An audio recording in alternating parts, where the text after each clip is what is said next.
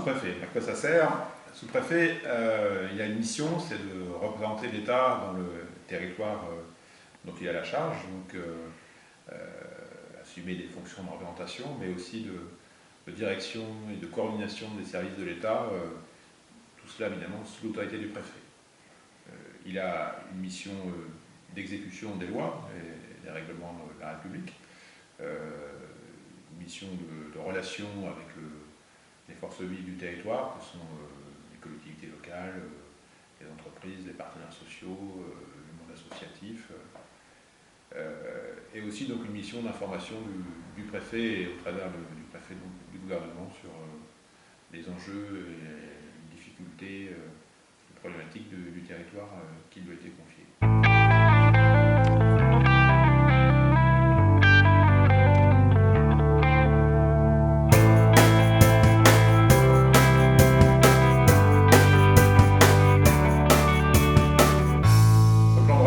Suite à la crise pandémique que nous vivons, hein, qui est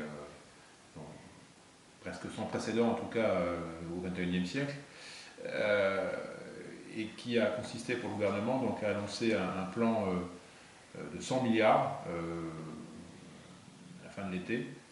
pour permettre de faire redémarrer le pays, en fait, qui avait été donc, le fonctionnement habituel avait été interrompu par la période de confinement qu'on avait vécu au printemps. Sur le territoire, ça s'est traduit par un soutien accru aux collectivités locales au travers de la dotation de soutien à l'investissement local. Ça s'est traduit également par un soutien à l'investissement industriel. Donc à ce stade, on a un projet donc, qui concerne l'entreprise Saverglass qui a été soutenu par l'État, un projet de reconstruction du four et d'extension aussi des capacités de l'Alphadec, la partie décoration des bouteilles qui sont produites par Alphaglass.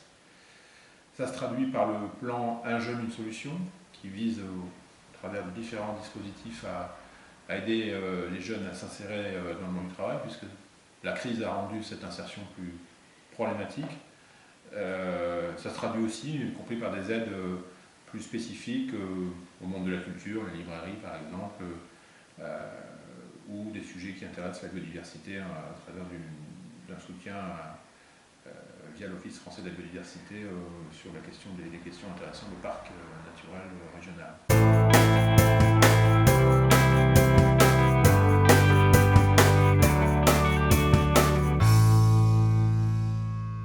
Alors, l'État mobilise plusieurs dispositifs. Tout d'abord, on a des aides à l'embauche des jeunes qui peuvent concerner tout jeune, l'aide à l'embauche d'un jeune, donc 1 000 € qui peuvent être versés à l'employeur, 1 000 € par trimestre qui peuvent être versés à l'employeur. Le contrat initiative emploi jeune, qui est une aide donc, qui va de 3 755 € à 7 510 € pour un CDI. Le parcours emploi compétences jeunes, donc avec une prise en charge, là c'est pour le secteur non marchand, une prise en charge qui peut aller de 65% à 80% pour les jeunes qui habitent les quartiers prioritaires à la politique de la ville, donc ça concerne quand même 4 communes et non des moindres de l'arrondissement, Saint-Omer, Sur-la-Lys, Longevesse et Arques, pour certains quartiers de ces villes. 80%, pour vous donner un chiffre, ça correspond à un reste à charge pour l'employeur de 170 € par mois, ce qui montre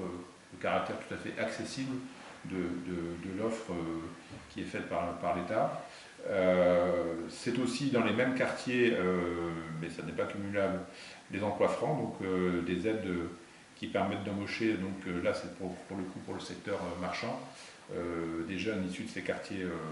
prioritaires de la politique de la ville. Donc des aides qui peuvent aller jusqu'à 17 000 €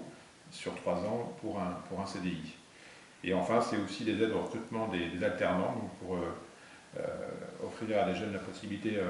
à la fois de s'insérer dans l'entreprise et d'acquérir une formation professionnelle. Et donc avec des aides qui vont de 5 000 € pour les moins de 18 ans jusqu'à 8 000 € pour les plus de 18 ans. Voilà quelques-unes des principales aides qui sont offertes aux employeurs pour faciliter l'insertion des jeunes qui, comme toute la population, mais vivent quand même une jeunesse un peu perturbée et donc un accès au monde du travail quand même plus difficile. Donc voilà, il est impératif que le plan de relance puisse aussi leur bénéficier au travers de ces dispositifs.